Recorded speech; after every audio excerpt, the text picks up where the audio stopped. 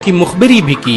मुसलमानों ने ही अंग्रेजों के खिलाफ सबसे पहले हथियार उठाए। 1772 में शाह अब्दुल अजीज ने अंग्रेजों के खिलाफ फतवा देते हुए ऐलान किया कि अंग्रेजों की गुलामी हराम है और हर मुसलमान पर फर्ज है कि वो अपने मुल्क और देश की आजादी के लिए खुद को कुर्बान कर दे। 1857 में होने वाले विद्रोह की प्लानिंग एक मुसलमान मौलवी अहमदुल्ला शाह ने की थी। वो भारत के अकेले इंसान थे जिन पर अंग्रेजों ने 50,000 रुपए का इनाम रखा था। ये रकम इतनी बड़ी थी कि राजा जगन्नाथ ने पैसों की लालच में आकर अहमदुल्ला शाह की मुखबिरी कर दी और अंग्रेजों ने उन्हें शहीद कर दिया। बहुत कम लोग जानते हैं कि 1857 में शहीद होने वाले 90% लोग मुसलमान थे। जालियांवाला बाग में जनरल डायर की गोलियों का निशाना बनने वाले अधिकतर लोग भी मुसलमान थे। भारत की आजादी का नेतृत्व करने वाले संगठन इंडियन नेशनल कांग्रेस के 9 से अधिक प्रेसिडेंट मुसलमान रहे। गांधी जी ने अफ्रीका में जहां वकालत की पढ़ाई की, वो कॉलेज भी एक भारतीय मुसलमान का था और वह जब भारत में आए तो उन्होंने आजादी के लिए अली ब्रदर्स के साथ काम करना शुरू किया, जो कि मुसलमान थे।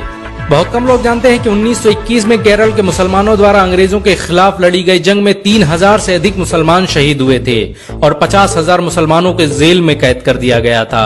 ये आंदोलन मोपला मुस्लिम आंदोलन के नाम से जाना जाता है। 1942 में शुरू हुए भारत छोड़ो आंदोलन की रूपरेखा मौलाना अबुल कलाम आजाद ने तैयार की थी।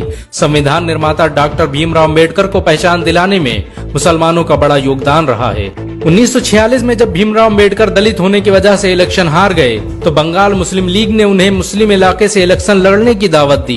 इस तरह भीमराव अम्बेडकर संविधान सभा का हिस्सा बन सके। अगर मुसलमान भीमराव अम्बेडकर को इलेक्शन न जिताते तो उन्हें कभी भारत के संविधान को लिखने का मौका न मिलता।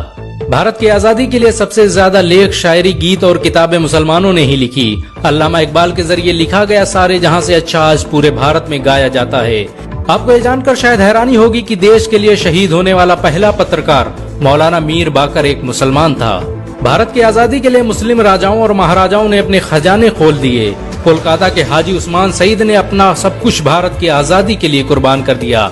हाजी उस्मान की अमीरी का अंदाजा इसी बात से लगाया जा सकता है कि 1920 तक कोलकाता में बनने वाला हर स्कूल और हर बड़ी बिल्डिंग उन्हीं की थी। कोलकाता के पहले सुपर स्टोर कैश बाजार की बुनियाद हाजी सईद ने ही रखी थी, लेकिन बाद में उन्होंने अपनी सारी दौलत देश को दान कर दी और खुद एक किराए के घर में रहने लगे।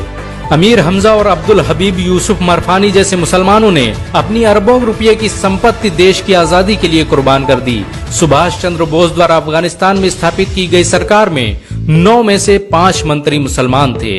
भारत की आजादी के लिए देश भर में मौजूद मस्जिदों को किलों की तरह इस्तेमाल किया गया। इन मस्जिदों में सुबह शाम हर वक्त भारत की आजादी के लिए ऐलान हुआ करते थे। आजादी के वक्त कोई मस्जिद ऐसी नहीं थी जिसकी दीवारों पर मुसलमानों का खून न लगा हो।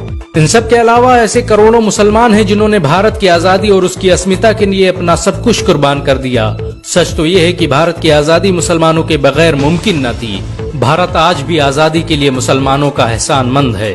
अगर एक मुसलमान होने के नाते आपको गर्व महसूस हुआ हो तो इस वीडियो को लाइक और शेयर जरूर करें।